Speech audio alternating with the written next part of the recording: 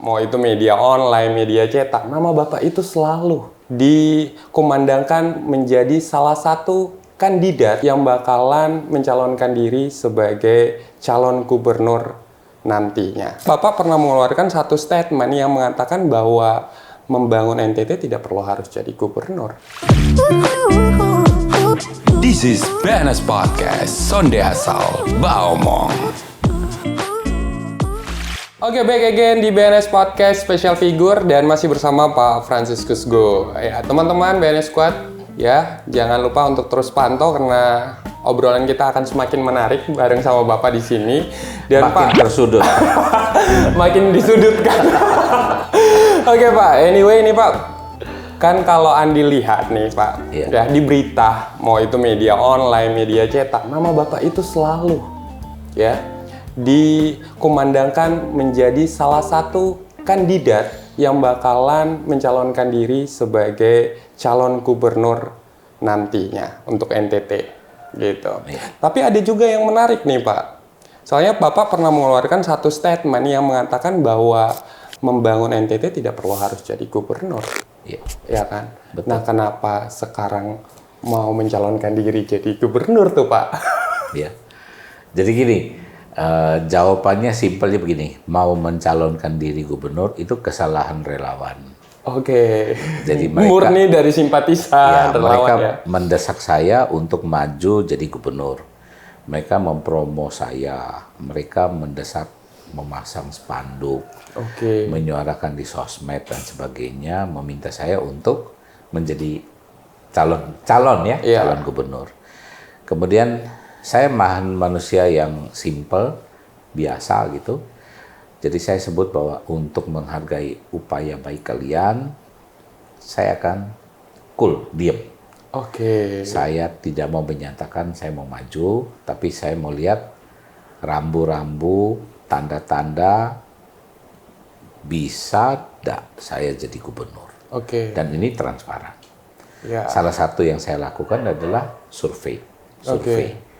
Januari survei, April ini survei kemarin, nanti Juni, Mei, Juni survei. Kita lihat, kalau tanda-tandanya bagus, positif trennya, saya pasti mendukung langkah relawan untuk maju terus demi menjawab permintaan mereka. Ini sudah desakan keberapa Pak dari para relawan Bapak nih? Sudah hampir setahun nih. Sudah sampai setahun. Saya ingat mulai dari Februari tahun lalu.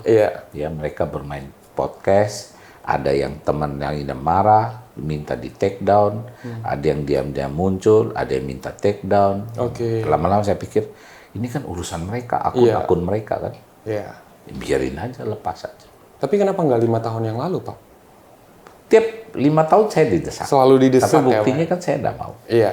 Dan akhirnya sekarang lebih mendiamkan dulu nih. Untuk tahun ini, karena desakan relawan itu banyak di daerah-daerah, jadi saya selalu lihat ya, upaya baik kalian, semoga Tuhan balas yang kebaikan kalian.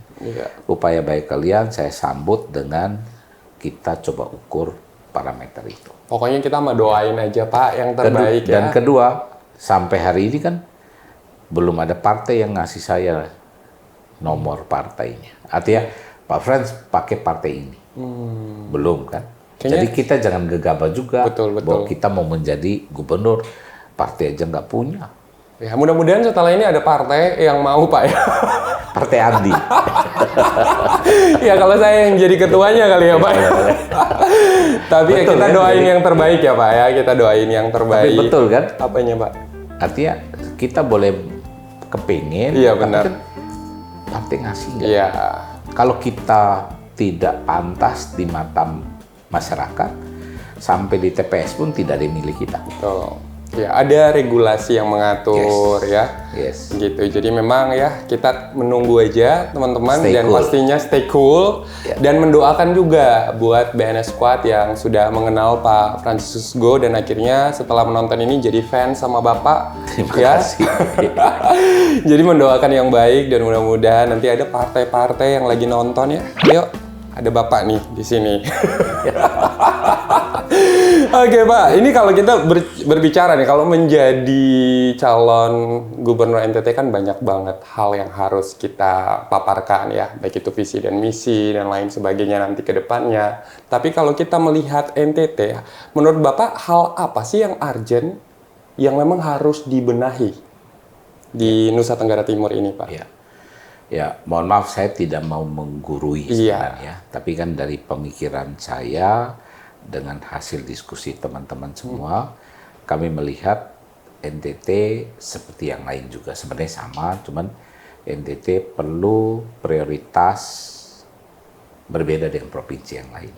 Nah, hasil pemikiran saya dibantu oleh beberapa teman-teman, kami memilih dan meyakini pendidikan, di samping pendidikan ada kesehatan dan ekonomi, lapangan kerja.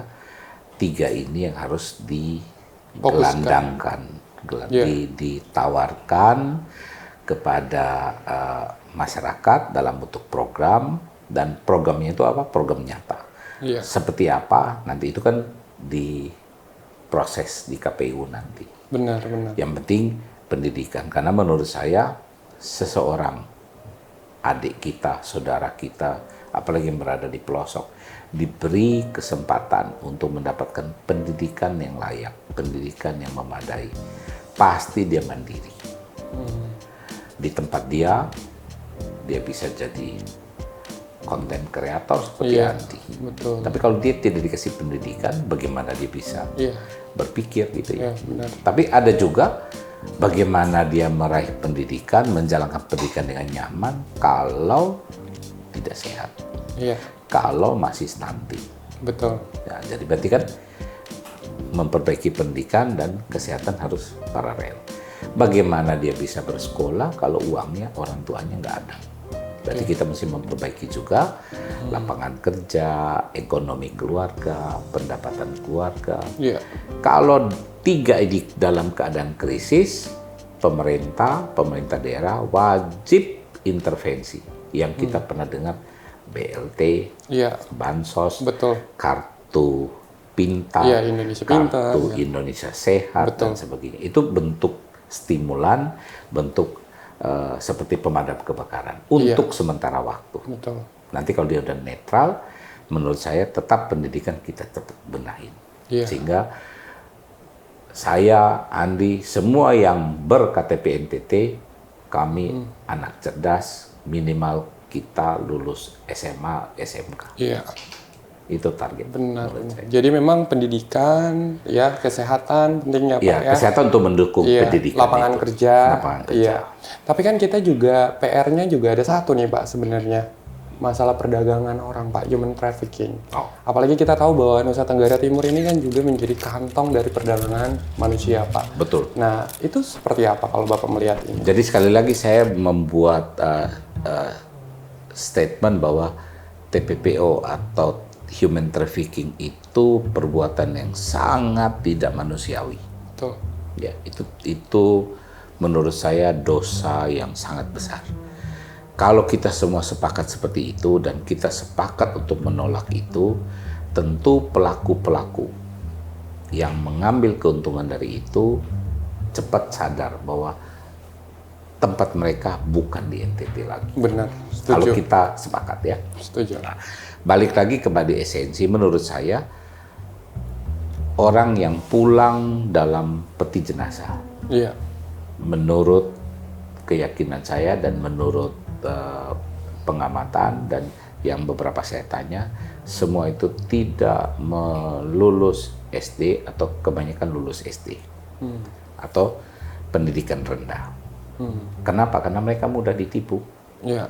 Andi baru umur 15 dibujuk untuk kerja di negara lain. Betul. KTP sampai di kota Jakarta atau di Pontianak, KTP diganti. Nama Andi diganti nama orang lain. Betul. Kok mau? Kalau Andinya sudah sarjana, pasti Andi nggak mau kan? Punya pendidikan yang baik gitu saya nggak mau kirim ke luar negeri kalau KTP saya diganti. Pasti ada sesuatu. Kok belum ada kontrak kerja, kok belum ada PT di sana, alamat PT. Tapi kalau dia tidak terdidik, pasti menjadi objek penipuan. Dan itulah alasan kenapa Bapak juga ingin mendorong pendidikan ya di NTT untuk diperjuangkan gitu ya. Dan satu lagi, itu kan mengenai menurut saya kalau dirunut tadi penyebabnya. Iya. Tapi juga sebaliknya, kejahatan TPPO ini kan di depan mata. Betul. Mari stakeholder aparat hukum yang menangani ini tidak boleh setengah hati. Singkatnya, kalau saya korupsi dan kena OTT misalnya, pasti handphone saya dilacak. Iya.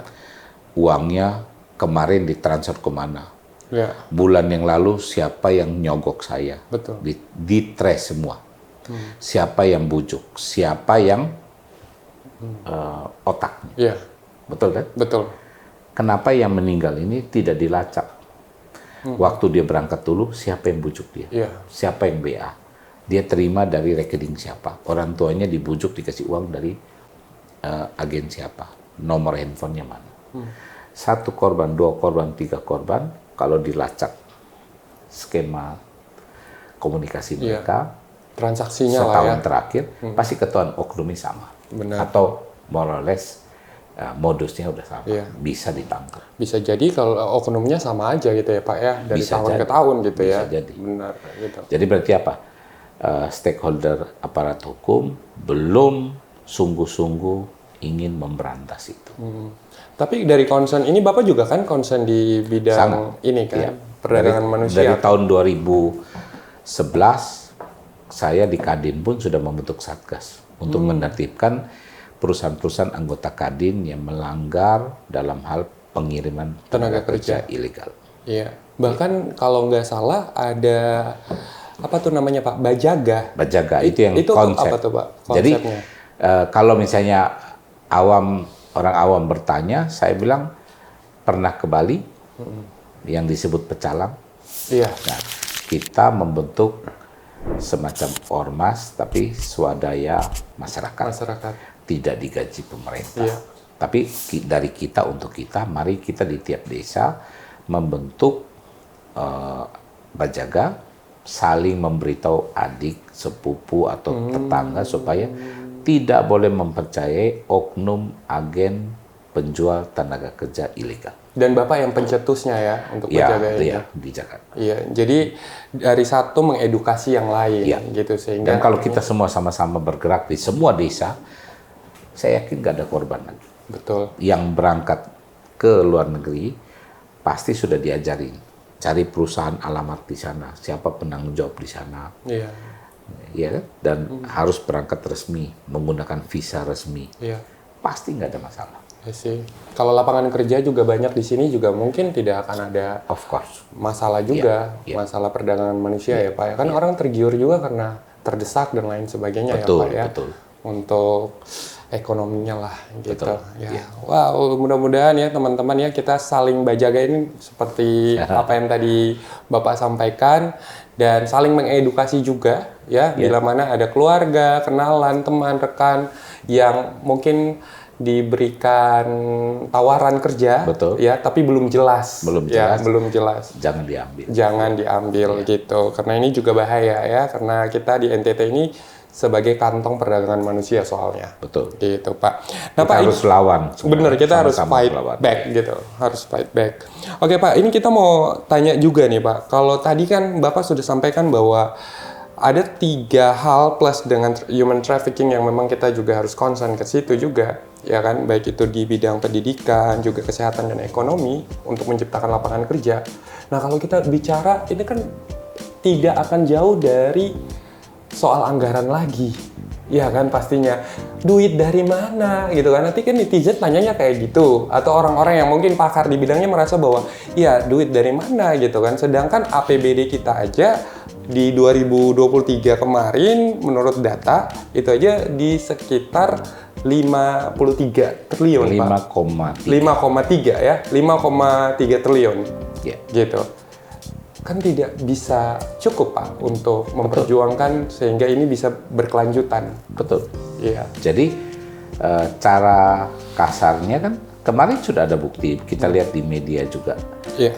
Pemerintah provinsi juga melakukan pinjaman untuk menaikkan penerimaan APBD secara keseluruhan. Jadi metodenya bisa dengan meminjam. Iya. Pemerintah daerah melakukan pinjaman sehingga budget anggarannya menjadi lebih besar. Ya tentu harus diimbangi dengan kemampuan untuk membayar kembali. Betul. Gitu ya. Kedua, salah satu cara adalah yang sudah pernah kami lakukan. Apa tuh, Pak? Mengundang investor masuk, Oke. investor pun berperanan menambah APBD. Iya. Kan dia bayar site plan, Iya, pajak. bayar pajak parkir, dia membayar PPH dan sebagainya, PBB, kan menambah. Iya. Kalau ada 1.000 investor, Betul. tidak hanya cuma 5,3 triliun, mungkin menjadi 10 triliun per tahun dan sebagainya. Dan pelan-pelan juga problem pemerintah saat ini masalah lapangan kerja juga akan Betul. ya terbuka banyak ya, Pak ya. Dan ketiga, bisa kita dapat dengan istilahnya remittance. Oke. Remittance artinya apa? Adik-adik kita diberikan skill, ilmu, dikirim ke luar negeri, ke Korea, Jepang, jadi perawat, jadi teknisi dan sebagainya. Tiap bulan gajian kan dia kirim ke bapak mamanya di NTT. Uang yang masuk itu kan menambah devisa. Oke. Itu kan membantu pemerintah daerah. Jadi menggerakkan ekonomi daerah tidak hanya pakai uang APBD yang ada, tapi juga swasta juga ikut menggerakkan, menciptakan uang-uang baru. Benar. Iya. Banyak cara. Banyak cara ya, banyak strategi yang sebenarnya bisa kita upayakan gitu. Betul. Iya. Belum kita lihat kekayaan pariwisata kita, Iya. belum kita melihat kekayaan ikan, ya NTT. Kalau dikelola dengan baik, tentu kan banyak uang Ya, masuk. menghasilkan banyak juga penghasilan. Betul. Betul. Terus kalau kita berbicara nih, ini mungkin agak sedikit serius ya teman-teman ya. Kalau kita berbicara soal bagaimana nanti strategi Bapak nih contoh ya Pak ya. Strategi Bapak untuk bisa menaruh perhatian dari pemerintah pusat itu Pak untuk kita. Karena kan kalau kita mau andalkan cuma APBD kan juga tidak bisa. Betul. Iya kan? Nah itu ada strategi khusus nggak sih Pak? Pasti. Kalau strategi formal yang sudah ada lewat musrenbang. Oke. Daerah mengusulkan supaya nanti jatah pembagian APBN-nya kami NTT minta ditambah sekian. Iya. Karena ada rencana pembangunan apa. Ya, itu kan salah satu cara. Cara yang lebih gampang adalah membangun relationship yang lebih baik dengan pemerintah pusat. Kita tidak boleh arogan. Pemerintah daerah tidak boleh arogan, tidak boleh egois. Kita lihat contoh bangunan depan Aston, bangunan komersil yang menggunakan atap alang-alang sintetis, itu kan bukan buatan Pemda. Itu kan buatan dari bantuan pemerintah pusat. Karena dapat dari mana? Pasti karena membangun relationship yang baik. Jadi dapat perhatian khusus gitu ya dari Labuan Bajo banyak pemerintah pusat investasi yang luar biasa. Itu tidak ada dalam rencana APBD NTT, tapi pemerintah pusat datang membantu. Nah Pak, misalkan nih kita berandai-andai dan mudah-mudahan diaminkan nih Pak, ya kan? Kalau misalkan nanti Bapak terpilih. Amin. Amin gitu ya, terpilih gitu kan. 5 tahun ke depan itu Bapak pengen untuk NTT itu akan seperti apa sih Pak? Pengennya? Makronya adalah lebih sejahtera. Tapi tidak boleh berhenti dalam wacana. Tidak boleh dalam bentuk tata kalimat saja. Jadi kita harus membuat langkah-langkah strategis dan ada key performance indicator. Misalkan, selama 5 tahun kita berhasil menurunkan pengangguran, membuka lapangan kerja, berapa persen? Nanti baru kita jabarkan caranya seperti apa. Kita berhasil menurunkan kemiskinan atau minimal miskin ekstrim 0, 0. How caranya? Karena ada bansos, ada BLT. sungguh-sungguh nggak mau jalankan ini. Ya, didistribusikan dengan baik ya, Iya. gitu ya. Dan contoh tadi pendidikan. Iya. Ya, kita dalam 5 tahun kita harus bisa berjuang supaya adik-adik kita minimal semua lulus SMP atau semua lulus SMA. Mari bergandeng tangan, bikin target, bikin monitoring system, tiap 6 bulan diukur, niscaya 5 tahun pasti berubah menuju kebaikan.